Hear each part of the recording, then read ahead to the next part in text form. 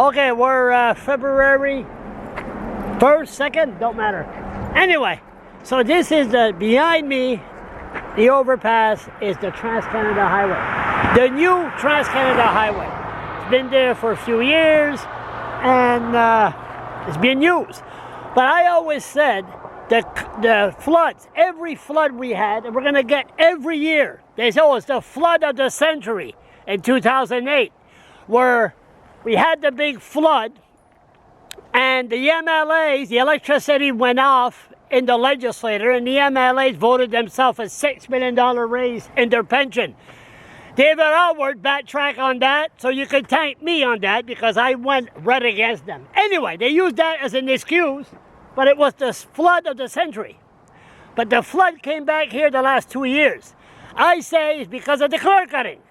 Because all the trees go to the North Shore. As a matter of fact, somebody in Batters got killed a couple of days ago. He hit a log truck. So, I mean, they're all over the place. So, it rains. This year, I don't believe we're going to have a lot of snow in Maine. I'm not sure, but if there's not, it don't matter.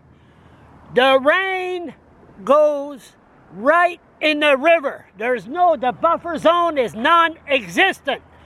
So going back to this, the Trans-Canada Highway. They started to build it. Yes, we need a Trans-Canada Highway. This is the old Trans-Canada Highway where hundreds, maybe thousands of people died. Between St. John and Moncton, it's the same thing. Thank God to Frank McKenna to beg Brian Mulroney to build the 4-lane highway. Okay, focus, Charles. This thing here, a Dutch said, you're building the new Trans-Canada Highway is way too high. It's like a dike. What's going to happen? The water comes right behind here is Grand Lake. So Grand Lake floods. Next thing you know, you got the new Trans-Canada Highway, and the last 2 years, people were forced to go to St. John to go to Moncton and all that big detour, and shut down for 2 weeks. But everything is flooded. So you have this Trans-Canada Highway way up. They could have built maybe a little bit lower because this here, it was flooded. The water just went right through. But this one behind me, the engineer screwed up. It's too high. So with the clear cutting plus the new Trans-Canada Highway, millions and millions and millions of dollars, it is the perfect storm. So what are we going to do?